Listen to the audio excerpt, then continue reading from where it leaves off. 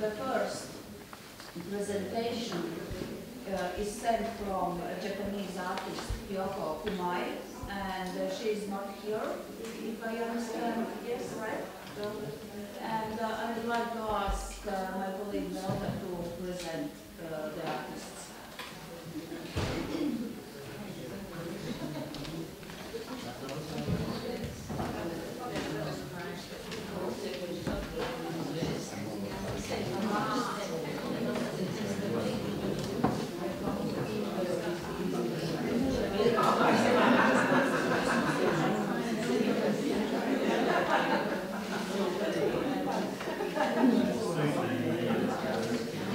Dear conference participants, today I will speak also in the name of QUO VADIS, because this was my idea to ask her for presentation of her works. I admire her creative career very much, and I have met the artist on international jury in Lodz in 2010. I know her, we correspond from time to time.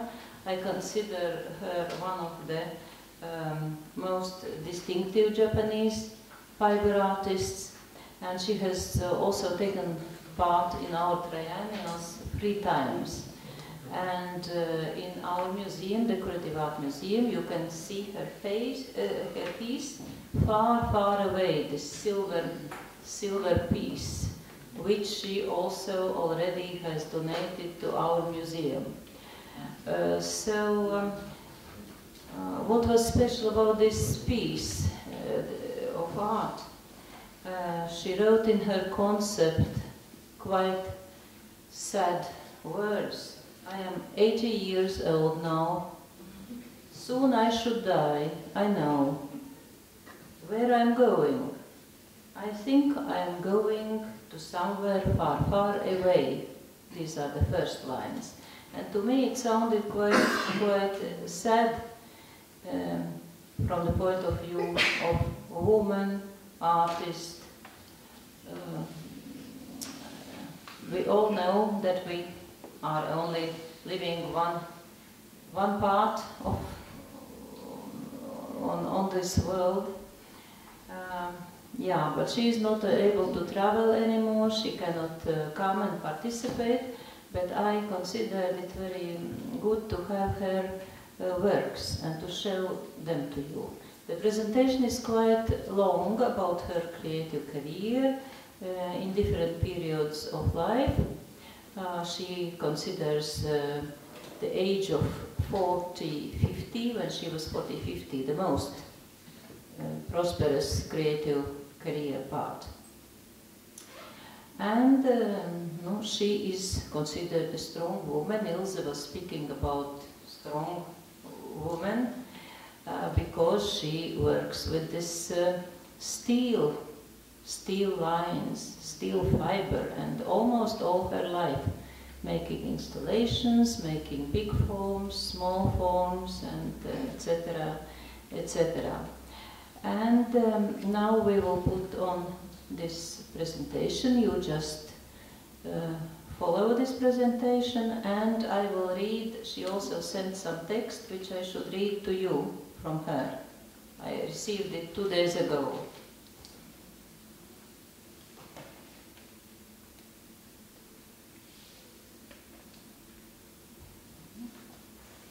So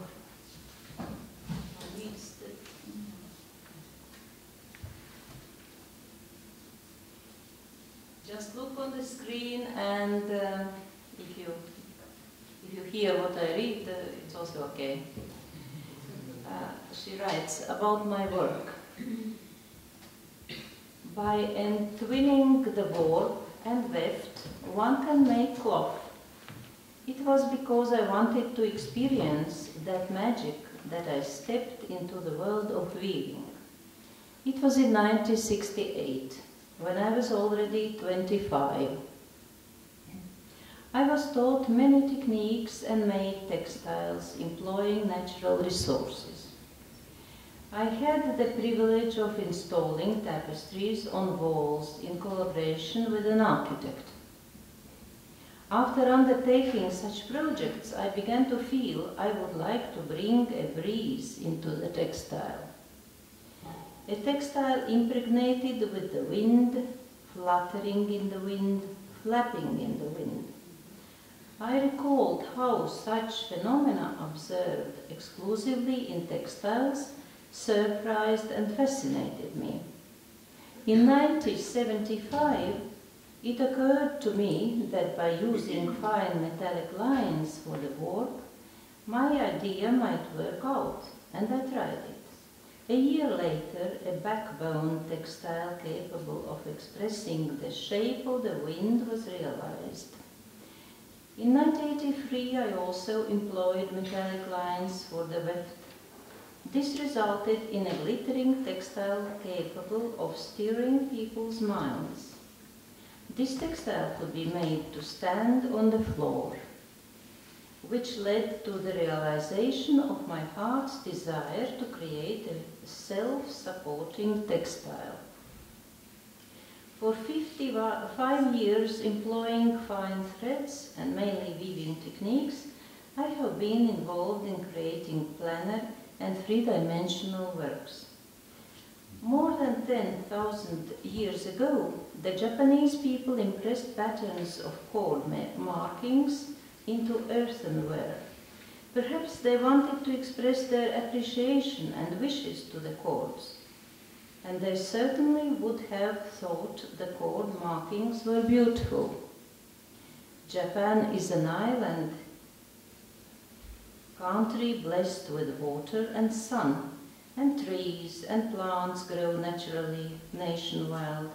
The Japanese people have employed natural fibers to make threads, cords, textiles, and paper for use in objects, which were handed down the generations as mediums or sacred bounds offered to the gods as prayers for a rich harvest, safety, celebration, or mourning, all indispensable in the agrarian society.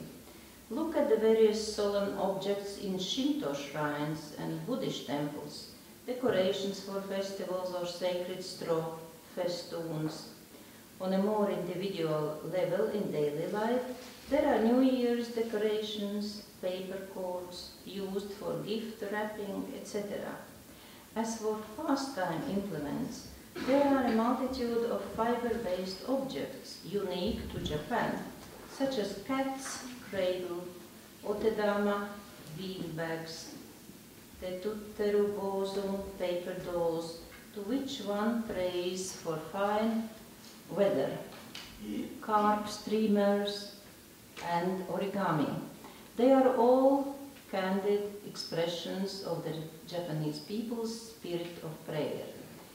Having been influenced for over 10,000 years, the people of this island have created fiber-based objects, which have been appreciated from the 1960s at international competitions in fields such as fiber work, textile art, and soft sculpture, as works expressing the Japanese spirit.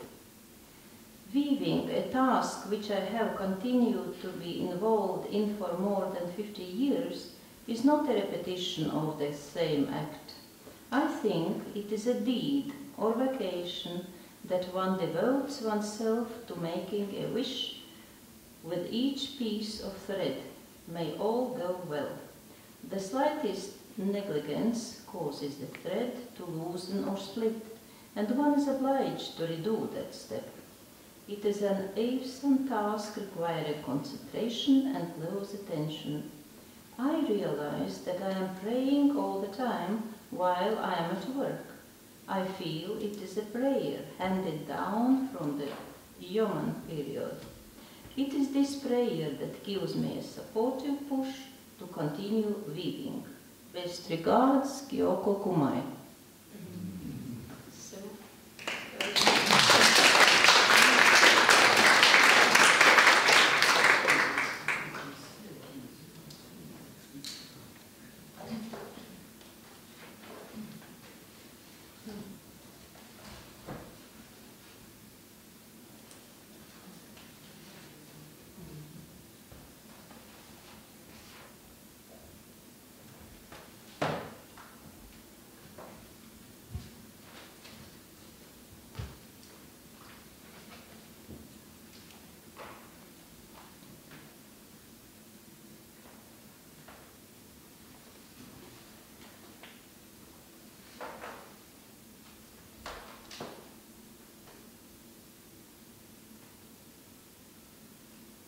She has taken part in a lot of competitions, in a lot of exhibitions, but the most I asked her which she considers the best show, and she considers the best show in MoMA in New York.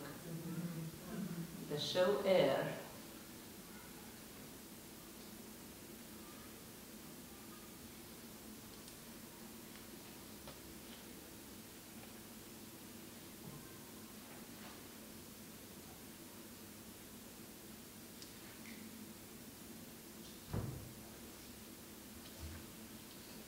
So this was in previous Triennial, this piece.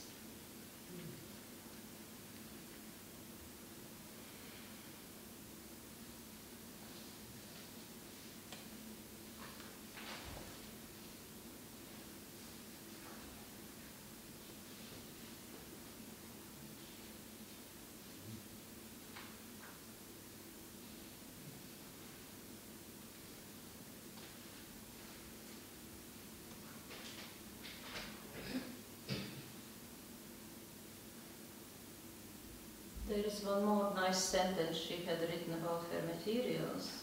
In referring to her materials, Kumai has written, "There is something mysterious, erotic, open fluid about the texture of stainless steel fiber when it meets the weaver's hand. Its hard, cool, directionless character becomes flexible and warm. In the final stage, it stands seeming to draw a breath, weaving and blowing in the wind." So very much is connected with the wind and the light. And when I have asked her where she got this impression, she wrote, "I think my sense of making things are made in childhood, not only at university. I grew up in South countryside in Japan. There I met great primitive nature, and they gave me something miracle and mysterious feeling." So this feeling she has still kept the whole her life. And I asked also about this stainless steel, about this material, which seemed me very interesting to know where she gets this material from. And she wrote that all 50 years she has bought this material from Nippon Seisen Co. factory. So from one factory she had buys this material.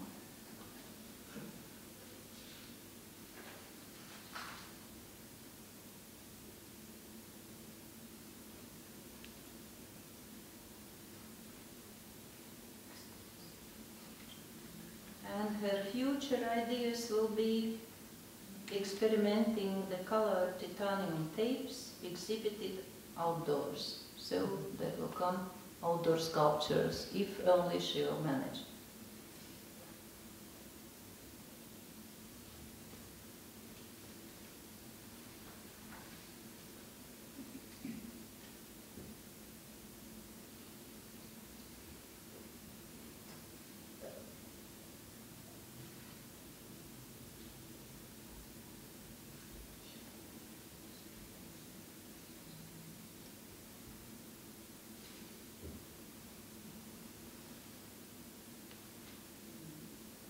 We are in time, don't worry.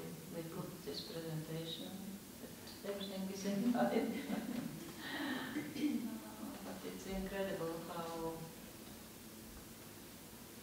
she makes these big installations and measures the full space.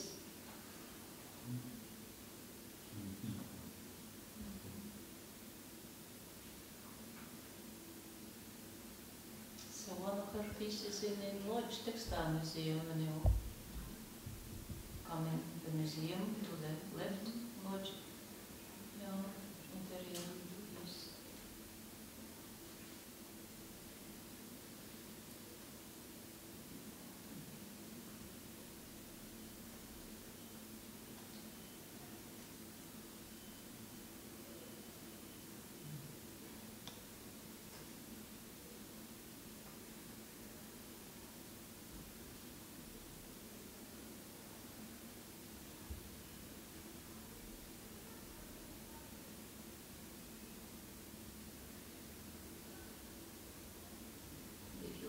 enormous size. It's more than 5 meters, more than 6 meters.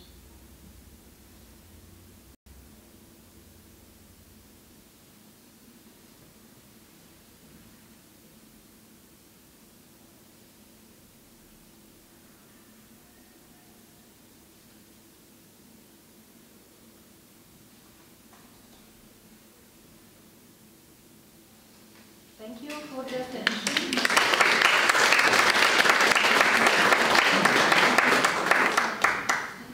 Now I would like to ask Birgit Nordström from Sweden to speak about her art piece, and I'm very happy that Birgit's work is in Art Museum RÍGAS BIRŽA, and he herself finished the installation.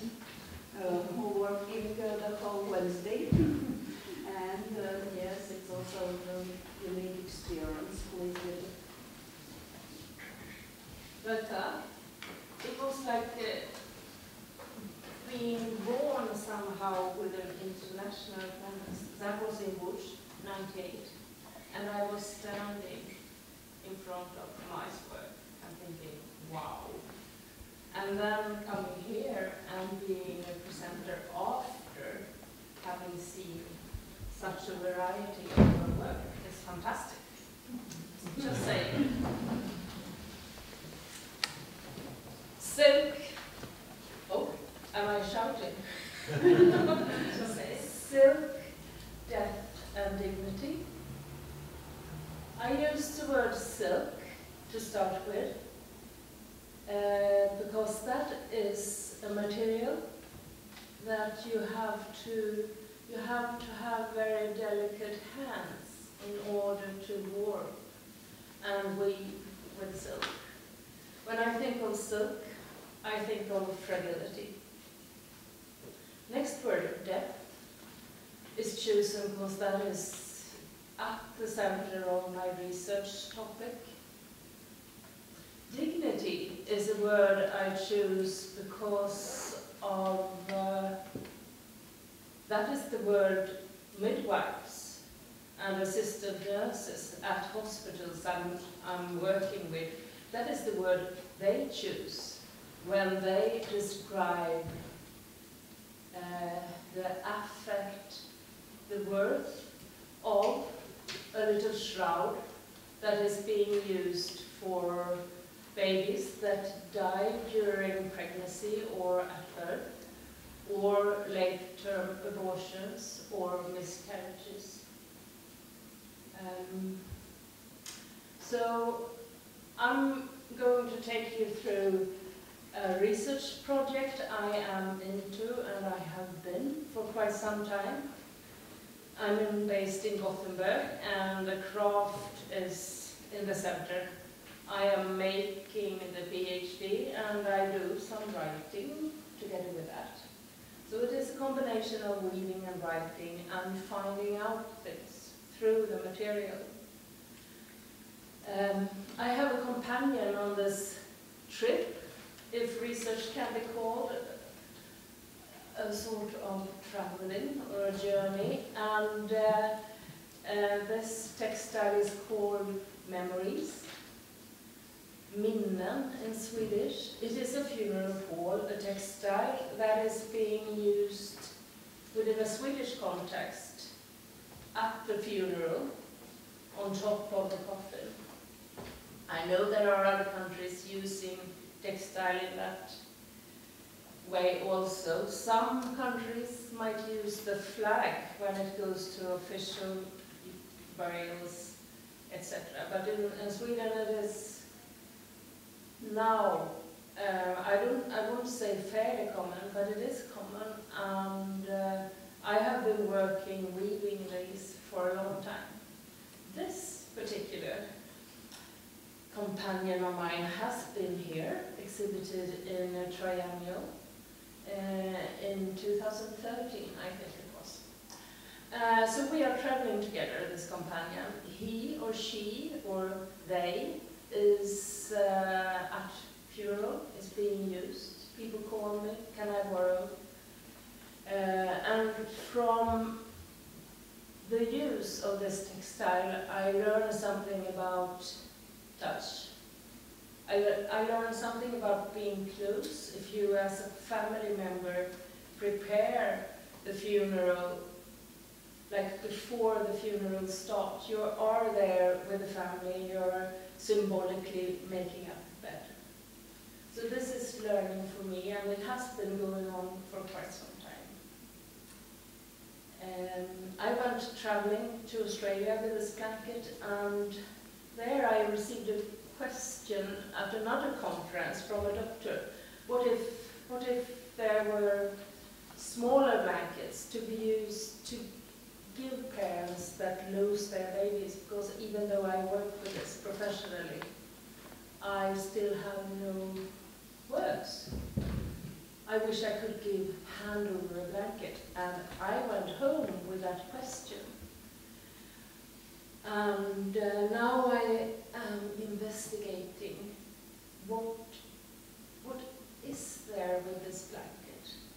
I know by now, through a clinical study, a big one, that there is a need within maternity care, within gynecological care, for a blanket that both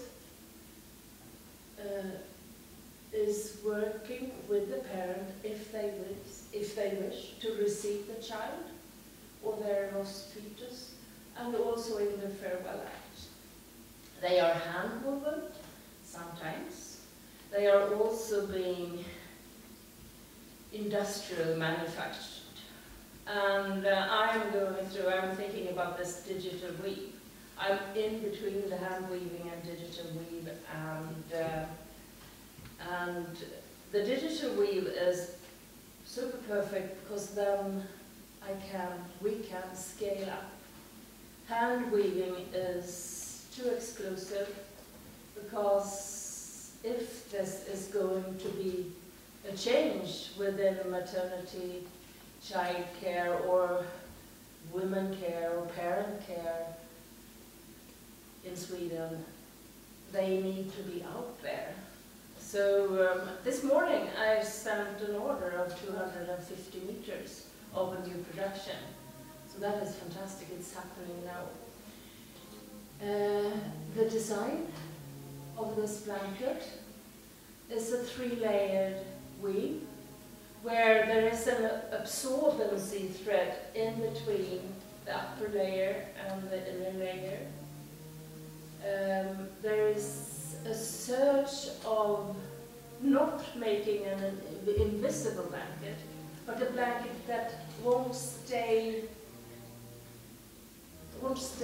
be the imprint of the parents when handling the baby. So I'm searching for neutrality, but the tactility of the thread, like the inside and the outside, is my deep artistic search. And these blankets are given to the parents. They will go into, most often, cremation. They have a short material lifetime, but in memory lifetime, they will probably expand. So that feeling of the hand, in the hand, is important.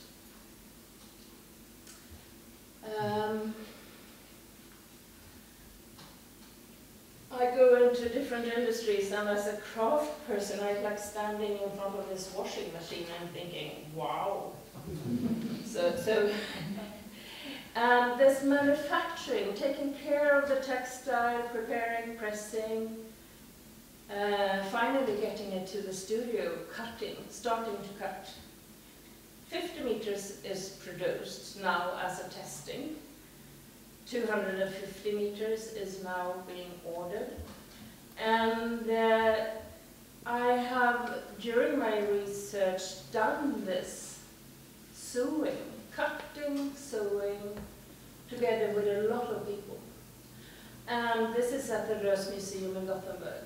And what happens when you come in, you are invited to the workshop, and you come in and you make a decision whether you want to make a blanket for a fetus, 50 times 50, a child that is being cared until week 30, 70 times 70 centimeters, or a full term.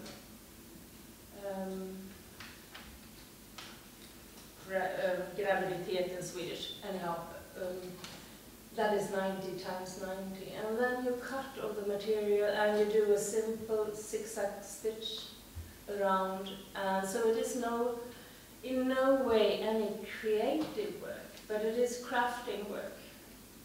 And I am crafting at the same time, and I need the material because I'm working with 3 hospitals in order to test, how is it needed?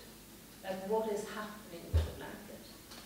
For future, since this actually will be, we are in the beginning of implementation for a change to offer maternity care, then I can't go on sewing.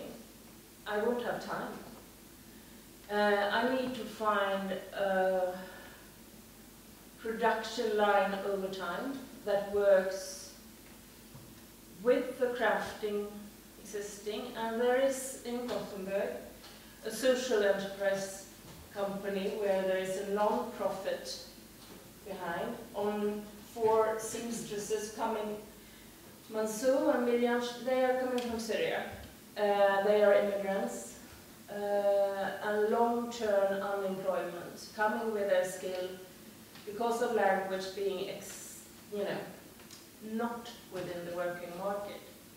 But they are employed now by this social enterprise, and they have accepted to be one of the partners in the project. So in 2 weeks, when everything is woven, they will take over the 250 meters. What they do is that they sew a little thread, they cut, they sew with zigzag a little thread. And those of you that have seen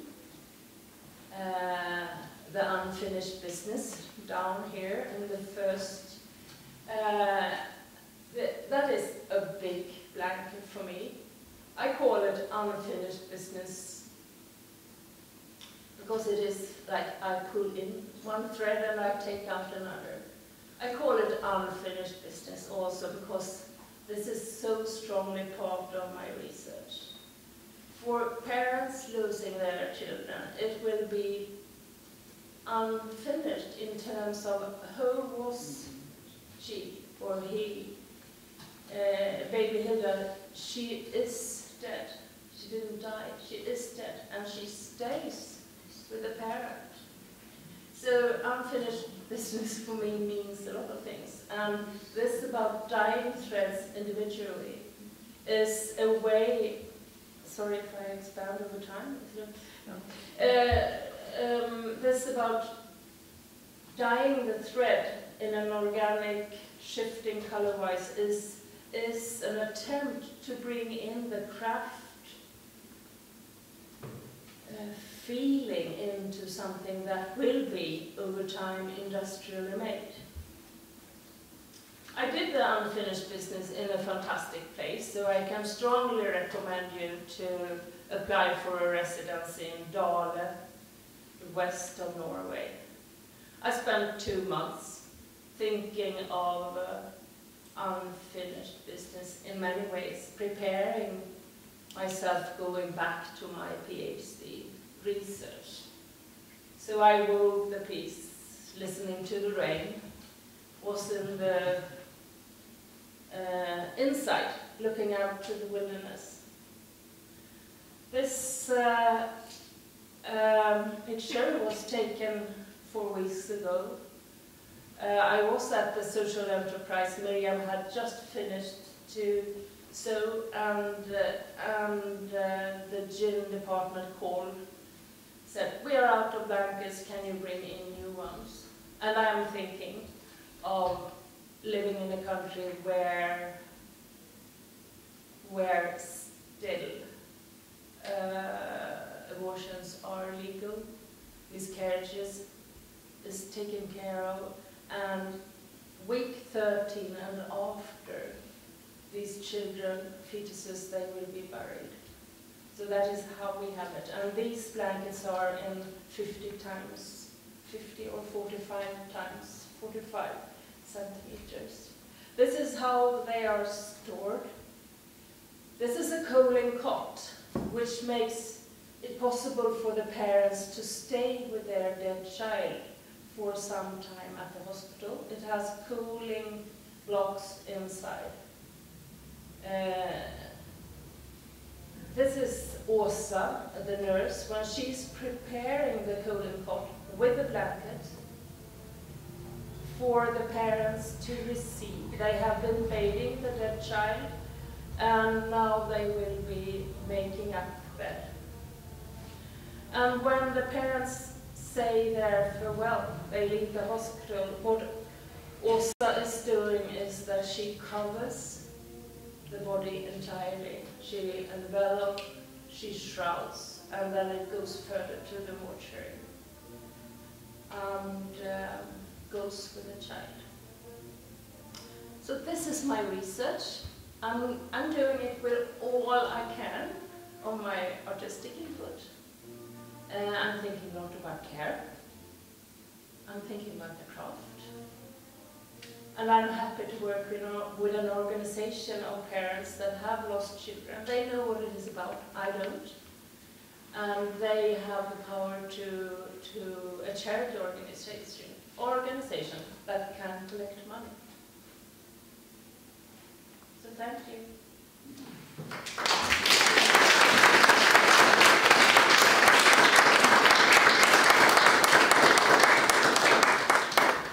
Thank you so much for so emotional presentation and saying, of course, very sensitive. And are there some comments or questions you would like to ask to me?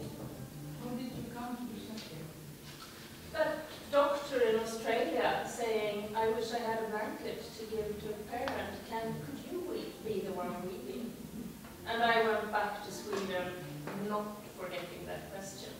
And lucky, there was a university I worked at. Now I'm not working as a teacher, I'm completely into research. And your PhD has nothing to do with it? No, it's ongoing. I've done half of it and presented it, and I keep on at a low percentage because I want this implementation to happen while I am a student. Yeah. This is really a comment, and first of all, Regina, I wanted to say a massive thank you for doing the work. And I think it's extremely important. As you know, my interest is mostly in reproductive justice and arts activism, and you mentioned Australia. And we talked briefly that for me, reproductive rights, it's not only about termination of pregnancy, but there are some, it's about sexual education, right, to self-determination, but also those gaps in healthcare. And I think Australia does it very well because there is another project I mentioned to you where they are kind of having, through the use of textiles, they are providing workshops to healthcare workers how to look after the mothers who have experienced stillbirth. But to me, this is a really good example, and I wonder whether this is something to consider, where this is a very difficult topic, and sometimes perhaps other means of work don't work as well as textiles that are very tactile and intimate and enable connections to be made and also identify gaps in healthcare leading to proper policy changes. Is this something that you're hoping to achieve with this work, also in the context of Sweden or beyond? Definitely, but now the midwives are having their agency through me. They put me on missions. So it's a collective work? Yes, definitely. Thank you. Thank you. Thank you so much.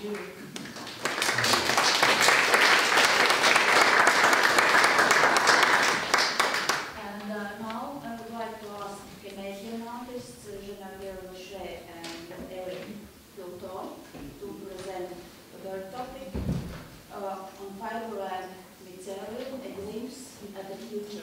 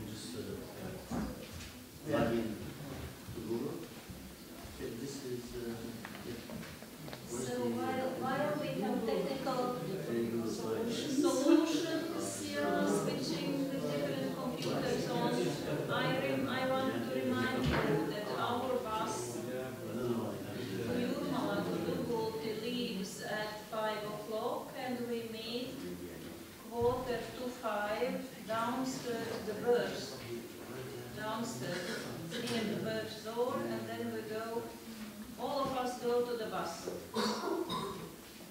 Yes?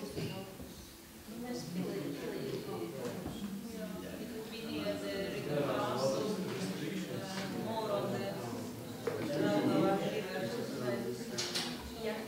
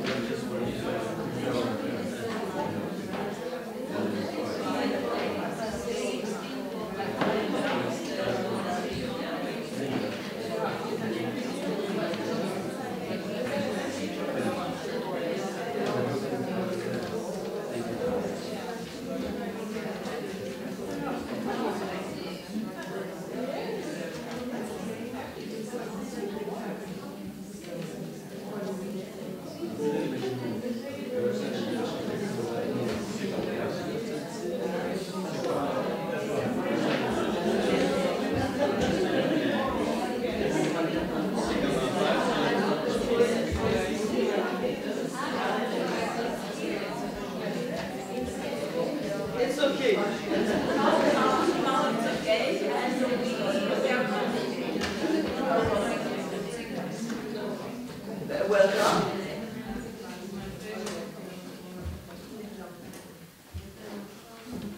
We're very grateful for this invitation to the RÍGAS Triennial. For us coming from Canada, it's an opportunity to meet people and make new connections.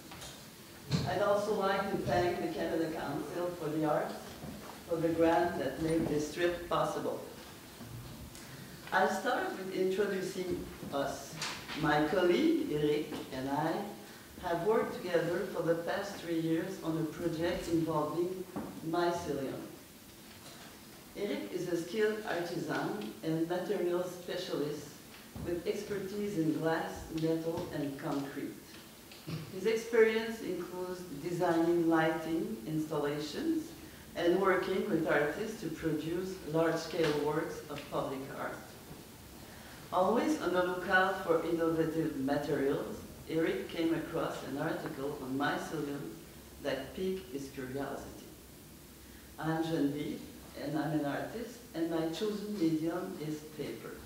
I cut up and paint paper to create large-scale abstract works. I also integrate my paper works into photographic practice. Eric shared his finding on mycelium with me, and I think that the idea of working with living material awakened the botanist in me. We had a slow start, as it was initially difficult to find relevant information. Research around mycelium-based composites is quite recent, starting only in 2007. Okay, so here we can see the tiny roots that form the mycelium, because mycelium are the roots while mushroom is the fruit.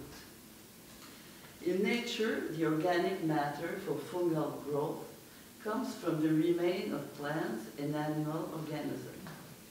When mycelium penetrates an organic matter, it acts as a natural self-assembling binder, holding a loose mixture into a monolithic, creating a solid composite.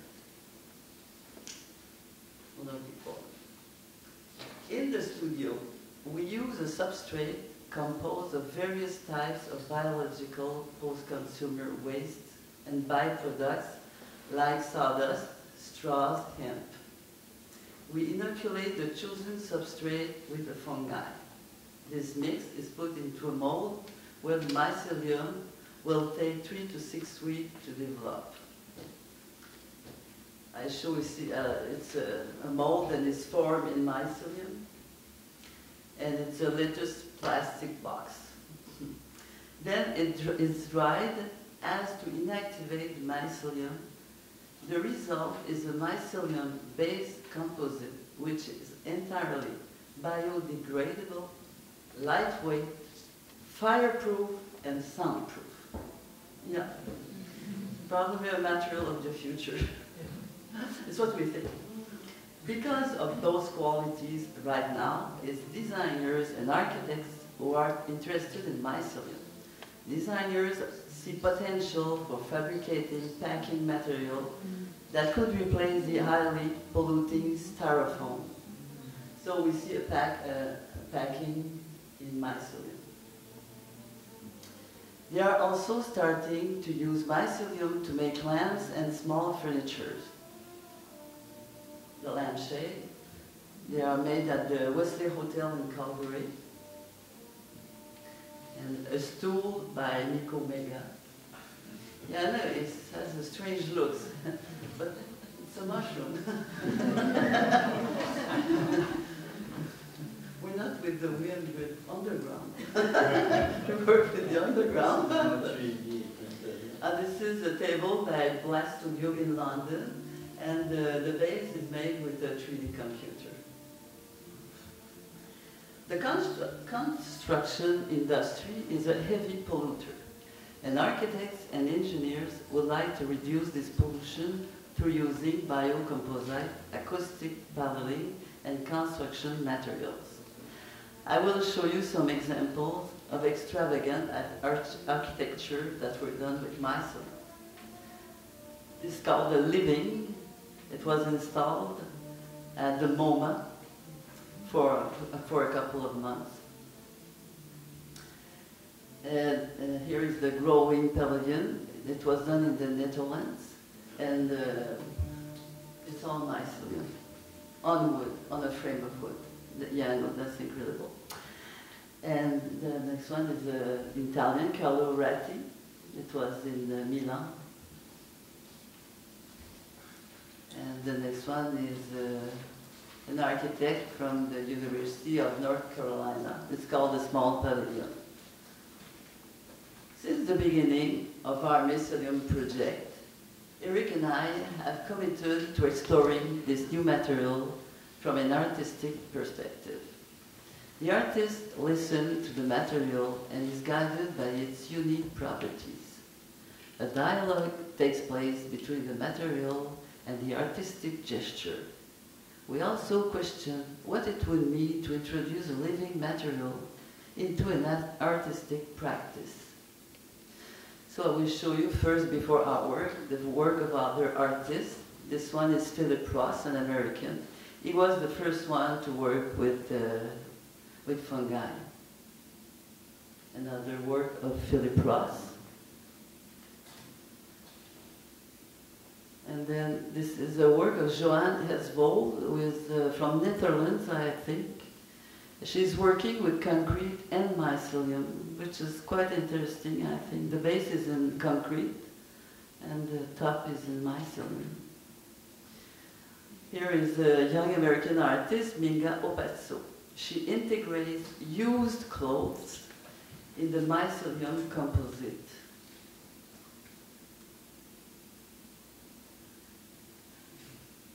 It's quite interesting. To better discover and understand this material, we elected to try different approaches. As I work with paper, we decided to add Japanese or cotton fiber paper into the mycelium-based composite. For our first project, we explored the concept of emptiness and fullness using the contents of our recycling bins, such as yogurt pots, shampoo bottles, plastic cake boxes as molds. is a set of shapes mold, and this was an irregular leaf box, a plastic box, a fruit jelly pack.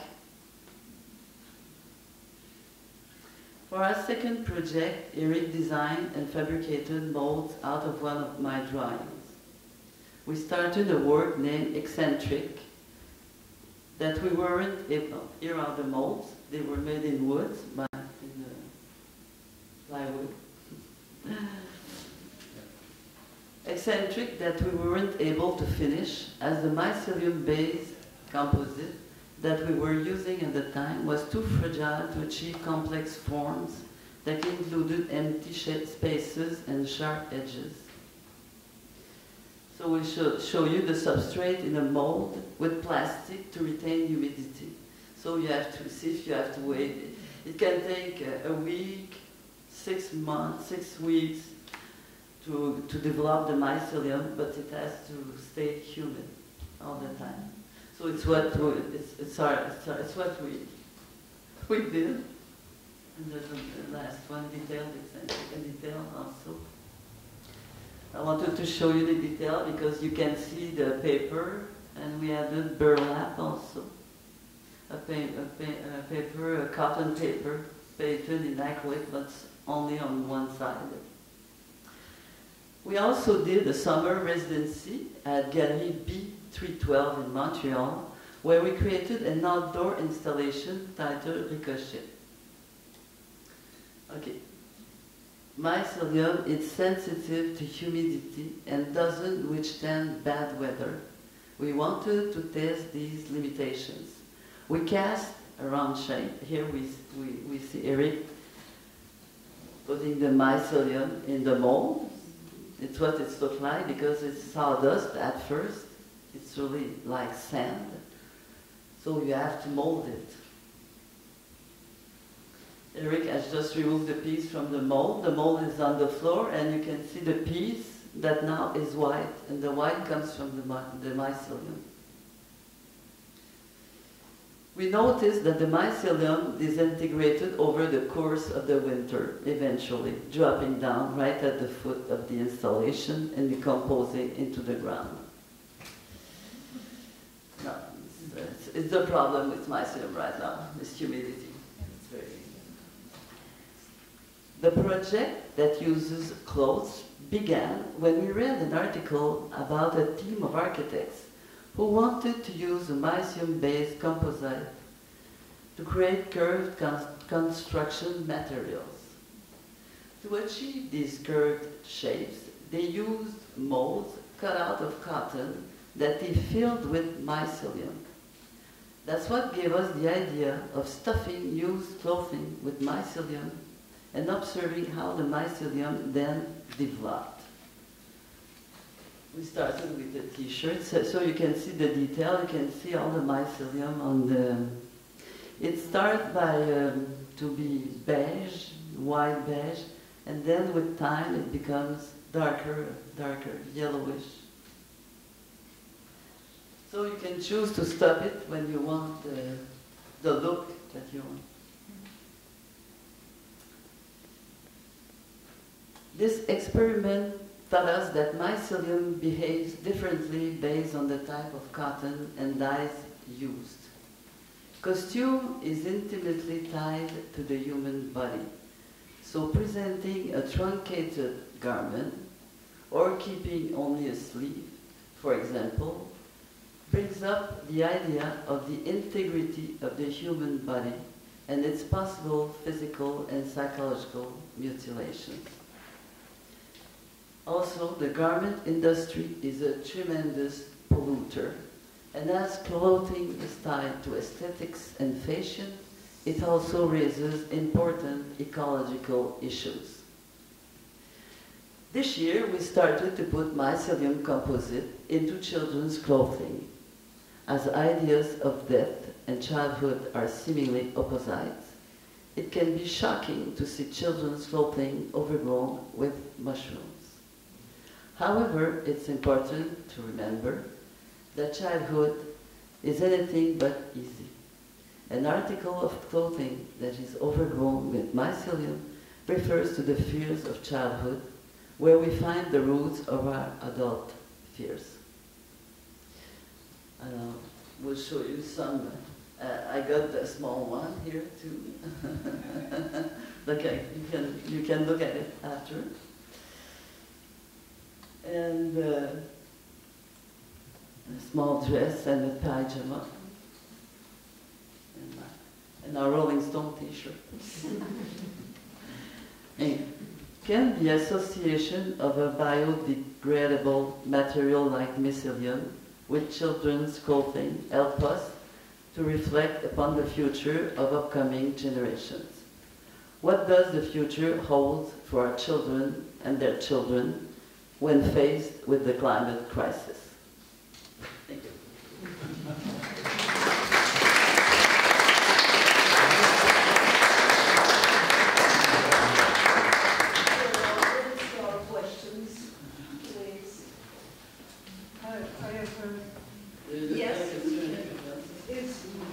Isn't it poisonous? No. It's no problem. It's good for the health. Yeah, because I made a long time ago. I made plaster molds from mushrooms, and the spores were. Specific spores from specific type of mushrooms. So and also everything that we, when it's grown into the mold and to the substrate, we dry it to make it completely. It's dry. It's inert afterwards. Yeah. And while we are doing it, we use a lot of alcohol. So we're sure to have the mushroom that we want, because there are mushrooms all over the place. So we want the one we want. Actually, it's funny because the type of mushroom we use is much more medical than anything else. Yeah, it's a reishi.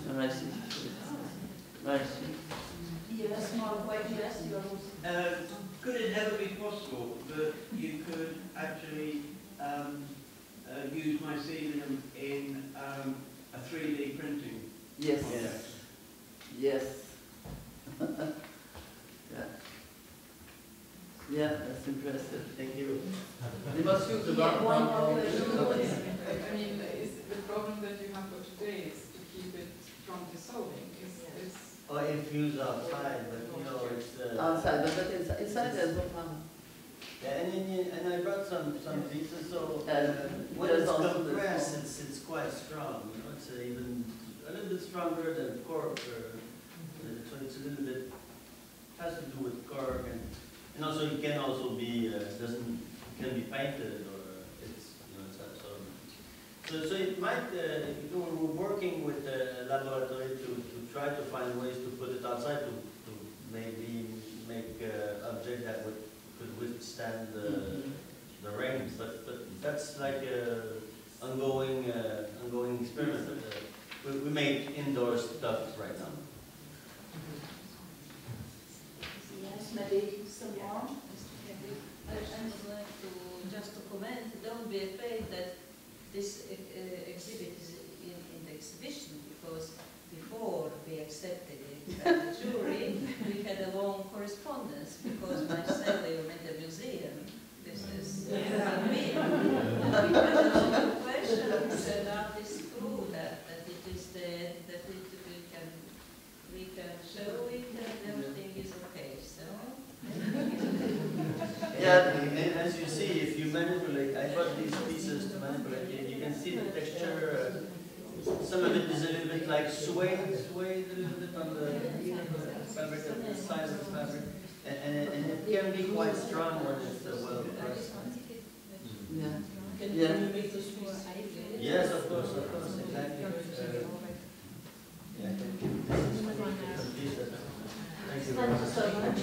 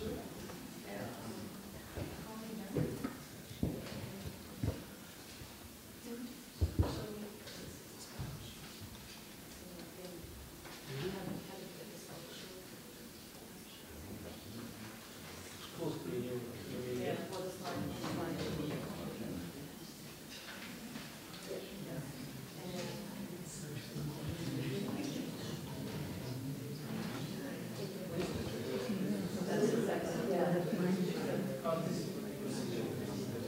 next.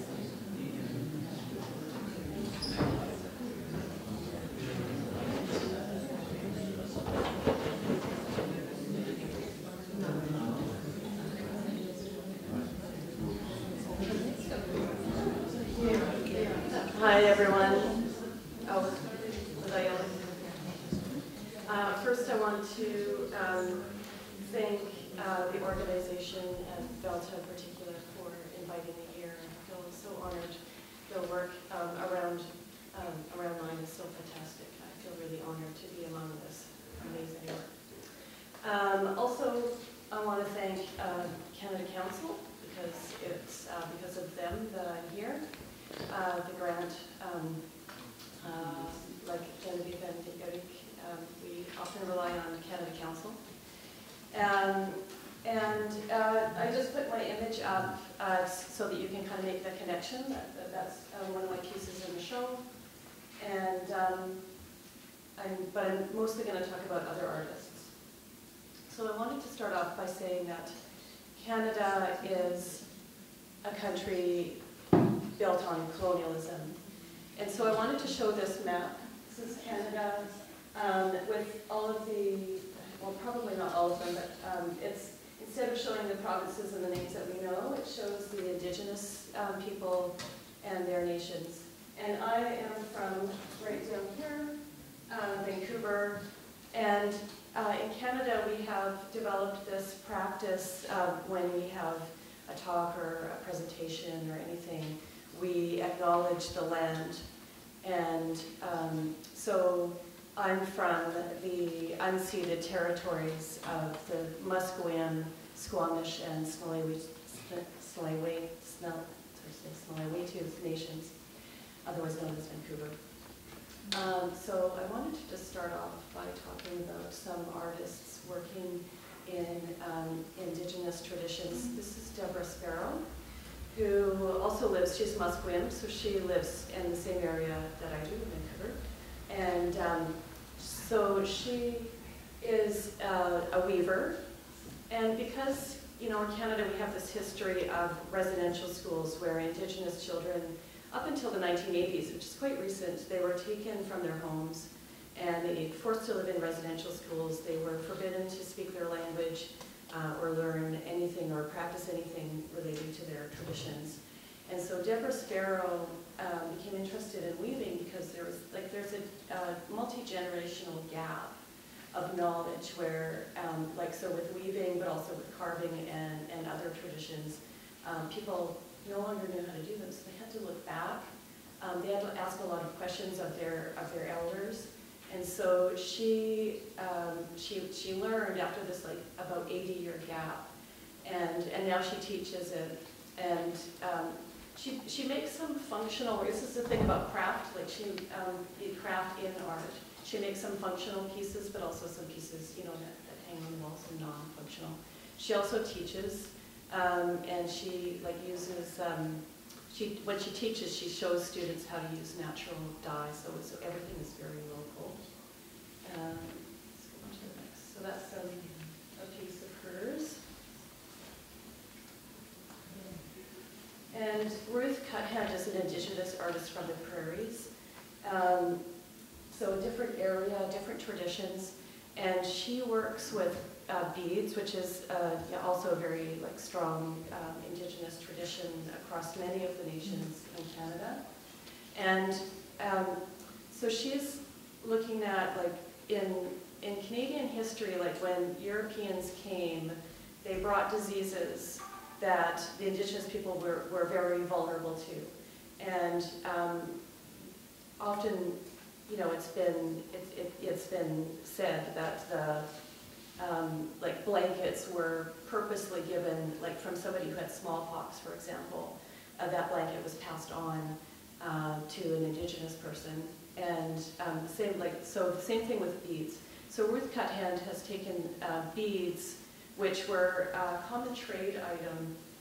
Before beads, the Indigenous people were using porcupine quills, which they dyed, they cut and they dyed. It was a very laborious process. So when they saw these brightly colored beads coming from Europe, they were eager to take them and use them. They could work with them faster than porcupine quills. But they also brought disease, right? Because they were like transmitters of disease. And so Ruth Cuthand has done a series of beaded works of like measles, smallpox, all of the, like what I have listed here, influenza, the plague, things like that. So she's using the two together, right? The trade of the coveting the beads, but also receiving the disease. So this is another of hers with the mask that we all know now so well after the pandemic. Carrie Allison is a younger artist. She actually she was one of my students many years ago in Vancouver, but now she lives on the other side of Canada, in Halifax. And she also went back to her roots from northern Alberta. She started doing research on medicinal plants versus so indigenous plants versus plants that were brought in, like invasive plants or just not necessarily invasive but non-native plants. And so she uses beading as a way of connecting to her past, because also she found that there was kind of a big gap. But then using like contemporary technology, so this is a digitization. She became an animation where she did, basically one bead took a photo, one bead took a photo. So that's the still of the piece. It's a prairie crocus, so it's an indigenous plant from the area where her mother and grandmother lived. This is just a third example of her work of indigenous plants. And then something a little bit different. This is a Vancouver artist named Evelyn Roth. And so I wanted to show this one because she was doing this in the 70s and recycling, and so it seemed very pertinent today. So she was collecting video waste. Like this was before we had videotapes. So she was going to TV stations to get their discarded videotapes and crocheting them. And so she was covering cars, making clothing. And here she is in an outfit, very 1970s, in front of the Vancouver Art Gallery. It's now a different building. This is Barb Hunt, who is a Newfoundland artist. And so she has this ongoing series where she knits using shades of pink. She knits ammunition. So they're like hand grenades and bullets, and I don't think I could even name all the different kinds of ammunition. Here's a close-up of one. So just kind of maybe feminizing, if I may use that word, like softening and using the tradition of knitting, which is well, not only women in it, but it's largely attributed to women. So just to kind of disempower the weapons. This is Angela Tang. So Angela Tang, I think she's a Vancouver artist. What's interesting about her work is not so much the concept, but the process. So these are crocheted paint strips. So she actually puts paint down on something like a plastic sheet, and then when it dries, it can be peeled off. She cuts it into strips, and then she crochets or knits with it. And so these kind of hang they're very plastic, but also they have that very abstract, like formalist look to them as well. Like it kind of like referring to the abstract expressionism or color field abstraction from like say the 50s and 60s, but using a totally different technique. That's another one of hers. They're very laborious, so they're not really big pieces. They're probably not. This is Parvin Pevandi. She grew up in Iran and then emigrated to Canada. She visits Iran frequently, and she collects these old rugs. So she collects these old Persian rugs, which are always considered, very skillfully done and beautiful. But they get discarded once they start to get worn. So she collects them, and it's hard to tell in this slide, but she has like blue pigment mounds on them, and she will pull out the threads. This one might be easier to see where she's put. Parvin works a lot with metal too. So these are like the red triangles are metal, and then they're kind of containing this sheep's wool, like raw wool, that she also brought back from Iran.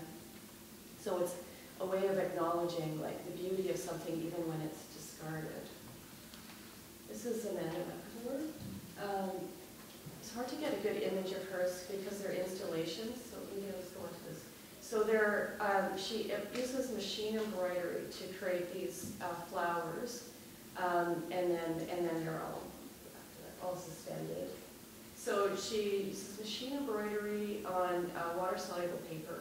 She gets rid of the paper and you just left with the threads. So I thought that was an interesting way of like I think of embroidery. I often think of like textiles as being hand done. Because most of what I do is hand done. I'll use a sewing machine too, but you know, it's still a laborious process to embroider on the sewing machine. And then this is Elizabeth Perot. She's based in Montreal, using traditional techniques to create like larger sculptures. So looking at the trauma of domestic abuse on the body.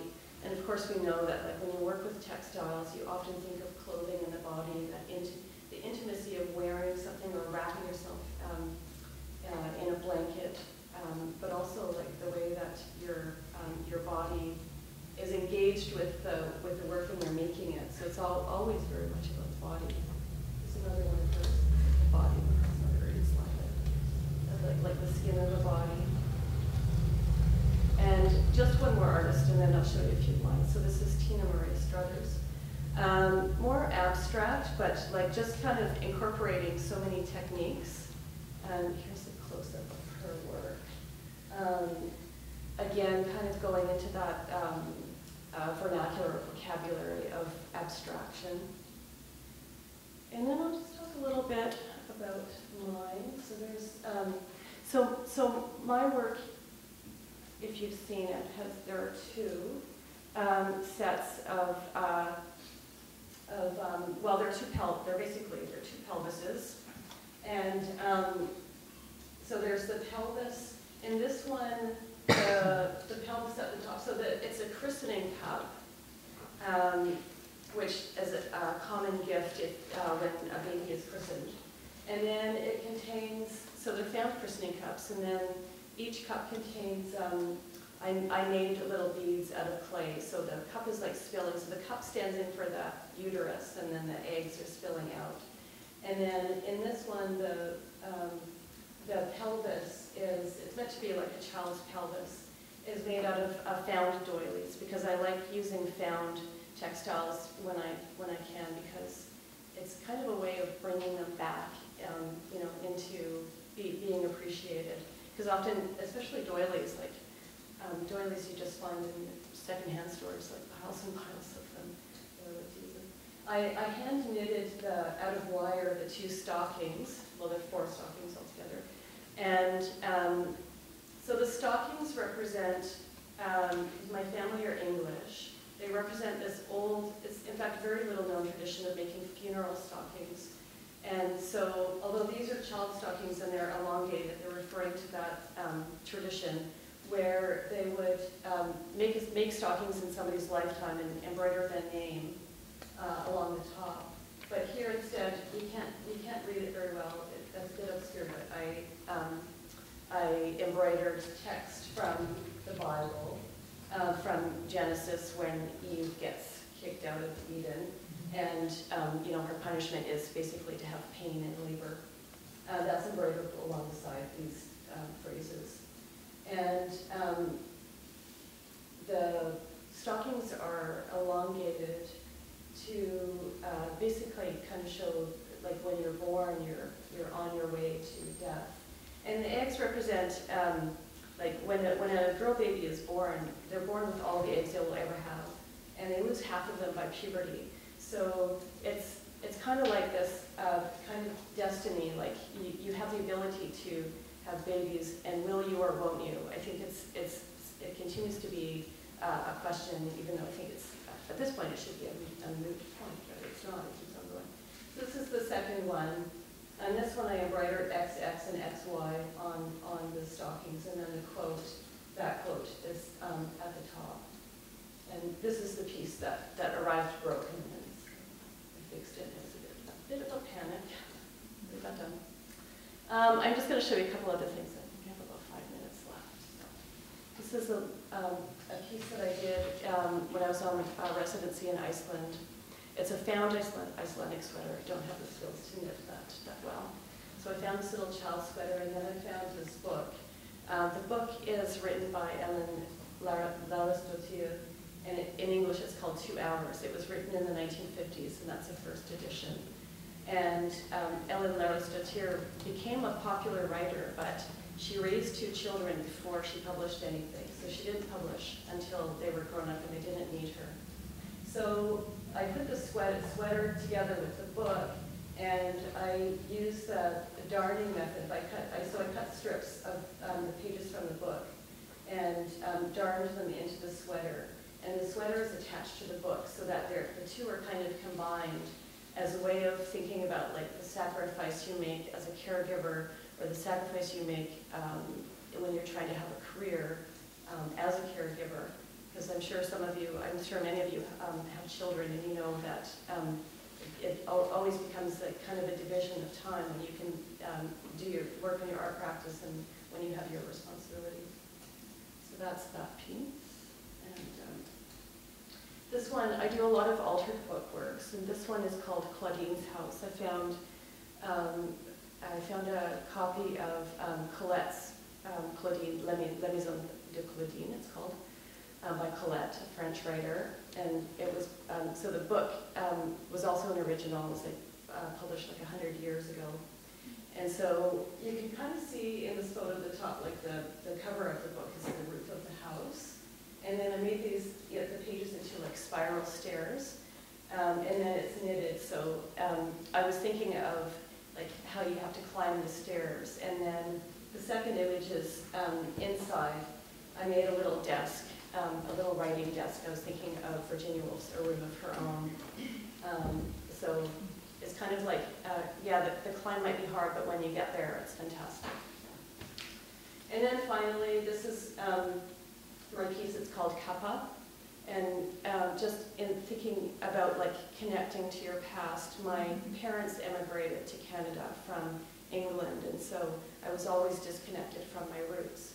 And I knew my grandmother from her writing letters to me. And so I collected all the letters and reread them, and she persistently in each letter had kind of the same questions, like, do you have a boyfriend yet? And when are you getting married? And so I embroidered them into tea bags, and so then I put them in the tea and let the tea kind of dry up. And I put them on the red and white checkered cloth, because what she always wore an apron in exactly that pattern. So it was my way, and of course tea. All English people, maybe not all, but most, as far as I know, love tea. So that was my piece as a way of connecting to her. And that's it. Thank you very much.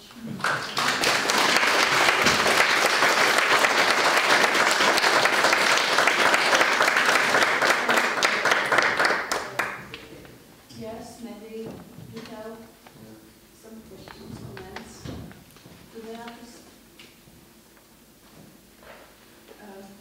Yes, so then the next one will be our last presentation for today, and I would like to ask the French United States artist Claire Renaud to speak about mostly her artwork. Yes.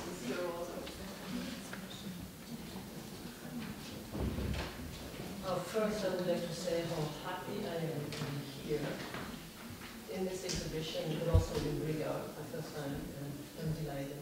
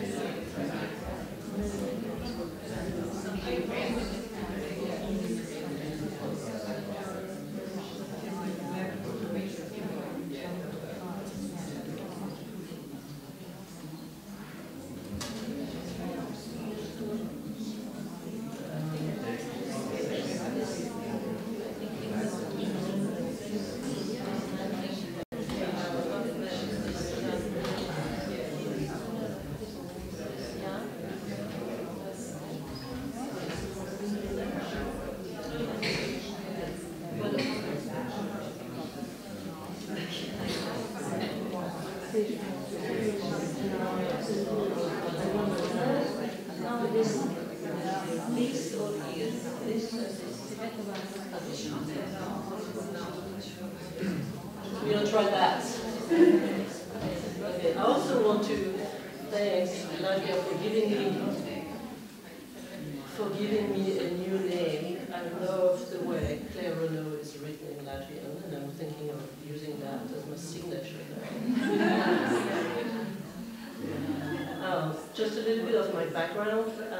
I was trained as a fashion designer in Paris at ESMO, and then at Philadelphia University I got a master in textile, and went to Kyoto Kawashima's School of Textile in Japan, where I learned traditional textile technique from which I developed a body of knit, wrapped, or woven pieces that are inspired by the traditional Japanese shifu technique of spinning thinly cut pieces of paper.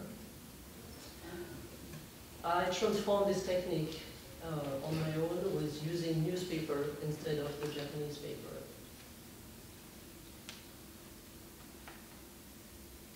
So I have lived in the United States for 25 years, but born in Versailles, France, in a German-French family. I have been an immigrant for much of my life, experiencing the feeling of being uprooted, an outsider, a stranger.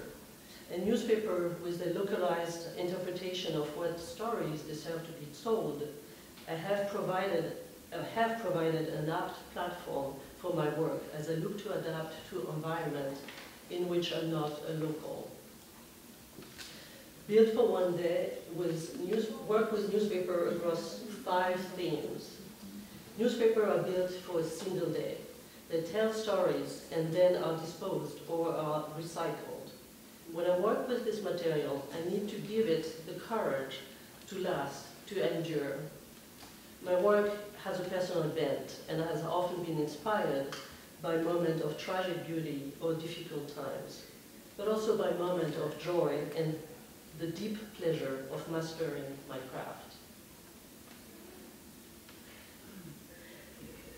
Turning newspaper into yarn is a methodical process. Each step of the process, cutting the paper into thin strips, spinning the strips into a yarn, weaving or knitting becomes a meditation. In times of fast technology, I enjoy the slow and deliberate pace of using hands-on traditional tools and method. The next slide will provide you an accelerated look of those steps.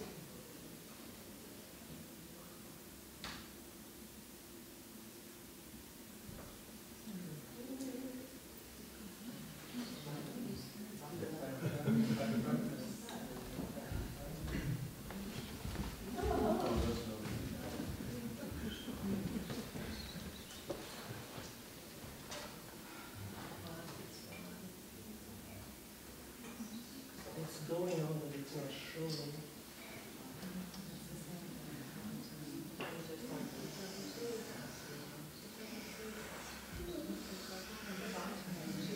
I don't know if there's another something. Can you do something?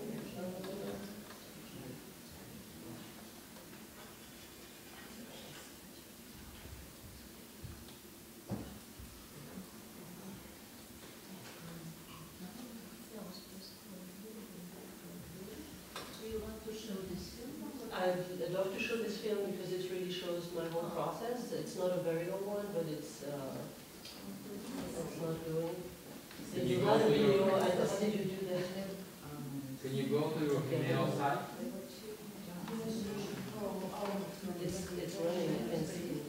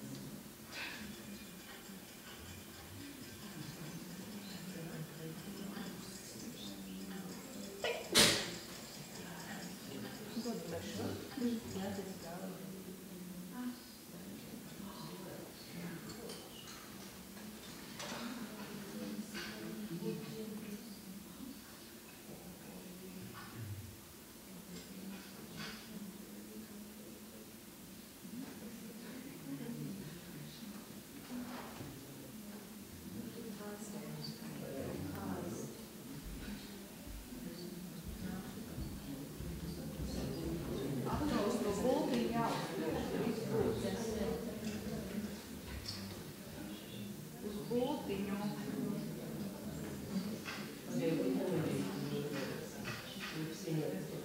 Thank you.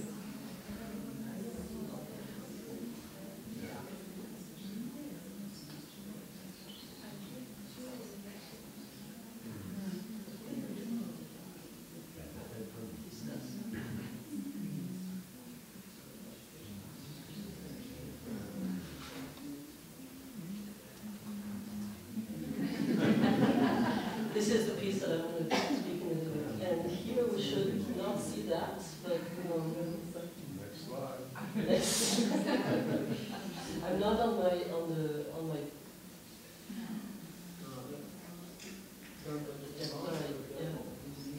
in something else. Okay.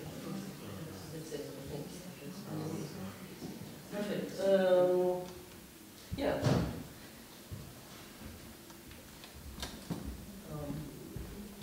Okay, I'm going to have my bearing again. So I have divided, for the past 19 years, I've collected newspaper, daily, weekly, or monthly ones, picked up from here and there, from events that we reminisce or others that we have forgotten. And I have divided my work in 5 different themes, and they are in an unchronological order. The first one is, the first theme is place, and displacement, and pieces associated with finding my place in new countries. The American flag has long been a source of artistic inspiration, symbolism, as well as recognizable from a marketing point. This one is Jasper Jones' flag painting from 1973.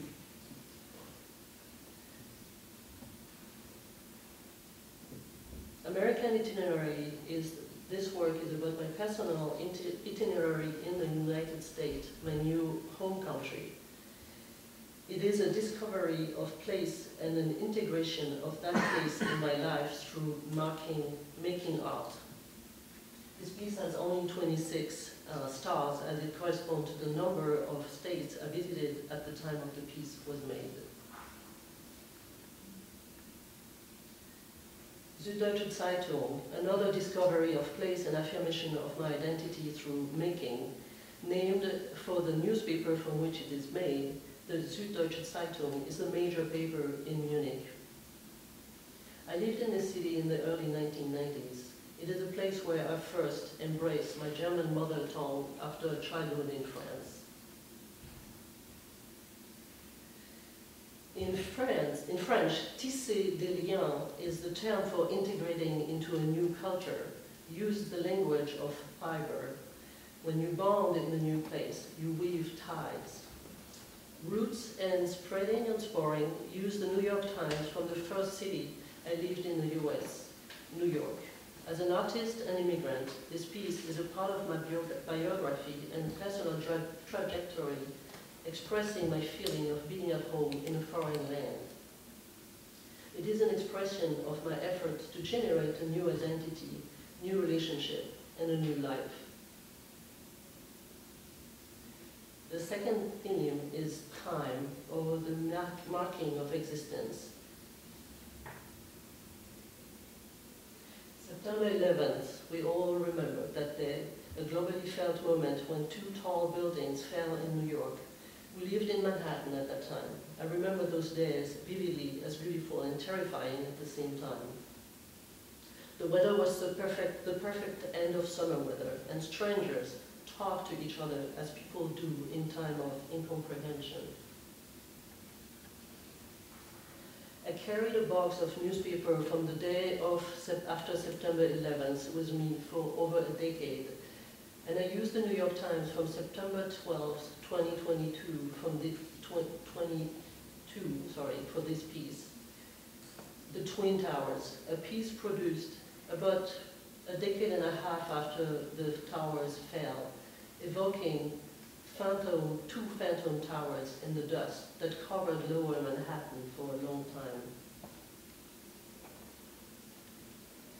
This piece is a commission. I used 4 different newspapers from 4 different cities and places that have strong meaning and memories to the owner. The final piece is a mirror of the owner's life. 2 woven panels with an undulated twill structure, both connected in the middle by the unwoven spun newspaper weft. It speaks about link and connection between 2 persons, herself and her daughter, strong and fluid at the same time. In weaving or knitting, a skein is often an intermediate state that leads to another finished work, a sweater or a tapestry. In this case, the skein is the final work, locked in a suspended form, ready to become. On the left, the 9/11 skeins, like the piece from the slides before, the 9/11 skein were made from the New York Times from the day after the towers fell. They hold all the agony from that day in the looped forms. To the right, Stranger Skeins. The Stranger is a Seattle bi-weekly newspaper covering Seattle news and all things about art. In the wake of the COVID-19 pandemic, the print edition was suspended.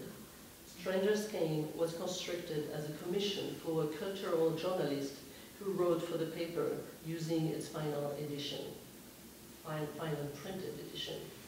The end of an era and the beginning of something new. Strangely, the way the yarn twist in those skeins resembles the owner's hair, another form of mirroring. The third theme, Falling Apart or Dancing in the Ruins, will show some of the pieces that I'm showing here in the course. As mentioned, I've been an immigrant in the United States for 25 years. I've watched with my immigrant eye my adopted nation's disregard for the fugitive lives of its poor and outcast. It is perhaps the leader of the free world, but it is also a country with millions of citizens living in precarity, sleeping on the street or in the back seats of cars. A country living in ragged times. Those pieces, Ragtime 1 and 2, that are showing in here downstairs, and Ragtime 3, knit from cast-off newspaper, smudged and aged, almost resembling leather, are a representation of how I experienced my new home, the greatest nation on earth. A rag is also another word for a newspaper, transformed and knitted into textile to make a lyrical transformation. Theme 4, Solitude, or the work from when we stopped. Confinement, the one you could see in the video. I wrote this long piece, Confinement, at the beginning of the pandemic in February 2020, right after I received my new 8 shaft. So happy that I got this weaving, this loom just before the pandemic. I don't know what I would have done. It's a plain weave structure with skip dents using the spun New York Times. It was woven using the March and April Sunday edition of the New York Times. And in normal times, the Sunday paper arrives in a blue bag. It is delivered in a blue bag that weighs about 5 pounds. During the confinement, it was reduced to 2 pounds. And more colors were added into its page. Usually it's a very dark gray newspaper, and during the confinement it was much more colorful.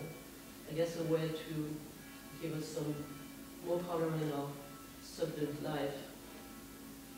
Those soft colors from the newspaper and this airy weave represented this peculiar time of the COVID lockdown, hidden but visible, where each day blends into the next, and the next, and the next, like a very, very long, rainy Sunday afternoon. An infinite wave, this also has been woven in the 2020 lockdown. I wanted to highlight the newspaper in this piece by adding movement and dimensionality to the final fabric. I choose a monk basket weave with long elevated runs of thread in the weft, and this allowed me to place stress on the sculptural effect of this coarse yarn. Patchwork number 4 and patchwork number 3, those two pieces, and the next one in the next video, in the next slides, are part of a series called Geometric Assemblage that comprise about 14 pieces. Patchwork 3 and 4 have been inspired by the quilt of the G-spent quilters, exquisitely made with discarded pieces of old clothing. I felt the connection, as I am also using a material that is read one day and thrown away the next. Rouage, it's an exploration of the foundation of classical beauty using the Fibonacci sequence, also known as the golden ratio. This formula is often expressed in nature in the form of the Nautilus shell, a graceful curve expanding ever outward. I chose instead to focus the sequence inward. Working with a single square substrate, I cut a new square from its center using the golden ratio 1.618 and repeated the process multiple times until I had 8 frames and a final square. Like a Ukrainian doll, each element nested within its larger counterpart. Subsequently, each of the pieces were wrapped in spun newspaper on an array on a frame. Because beauty should break rules, I added an additional square to the piece. A quick pictures of my work table and my while working on patch on the left on patchwork 3 and 4, and on the right is my wall of progress, where we can see the beginning of rouage being made. And one black piece on the top has made no progress and might be in the beginning of time to let go. The final theme, lovers, je me souviens. 2021 is the year I became older than my father would ever be. My father died when he was 59 years old, and I was 29. For the past 30 years, I have missed him.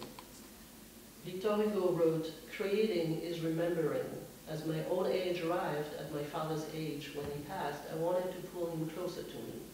I wove a small piece each week for a year. During this time, I had my 60th birthday and became his elder.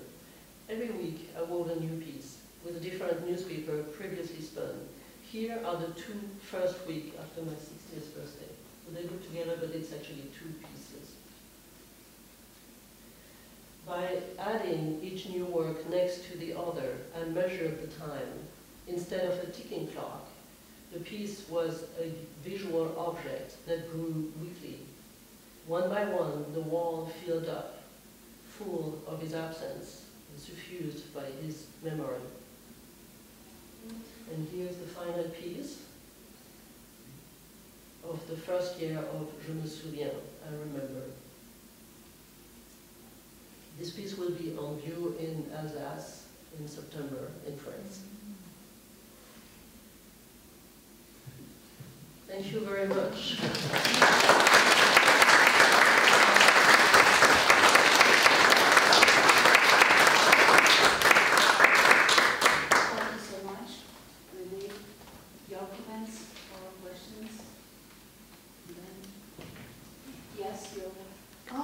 In spinning wool and other fibres, there's always the issue of how it actually stays together, and if there's wool that has microscopic, as I'm sure everybody knows, microscopic scales, which is what allows the wool to make the twist without breaking. How does that work with paper? Oh, that's an excellent question. It took me a few years to figure out how to do that. So, what you call, when you start spinning wool, it has dents, like it really go together. Same thing with cotton. Paper is turf. So you cannot really wet it because it's going to disintegrate. And I use a piece of yarn on the spinning, and then I latch on the newspaper with it. But it breaks regularly, so I have every time to add another piece of yarn to latch again. So this is how I discover how to do that the best way possible. Yes. Can I ask what kind of yarn are you using? What kind of fiber? Is it cotton? Oh, it's usually a cotton because it's stronger. Yeah. Otherwise, the wool is not super practical. It's find it fragile. The cotton is usually it's a 2-ply.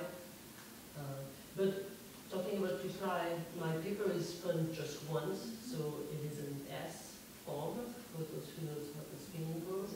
So usually you would do another spinning with adding the Z to make it like straight. So mine is just I can do only one, otherwise it's too hard on the paper itself. Are you in contact with other paper spinners, like there are in Finland or in Japan? I think in Japan you have some contact. Yeah, so I studied in this particular technique called shifu in Japan, and so they usually use a paper that is made out of bark, so much more solid than newspaper, so it doesn't break as much, and it's easier also to spin without any yarn at all. Thank you. Thank you very much. Sorry for the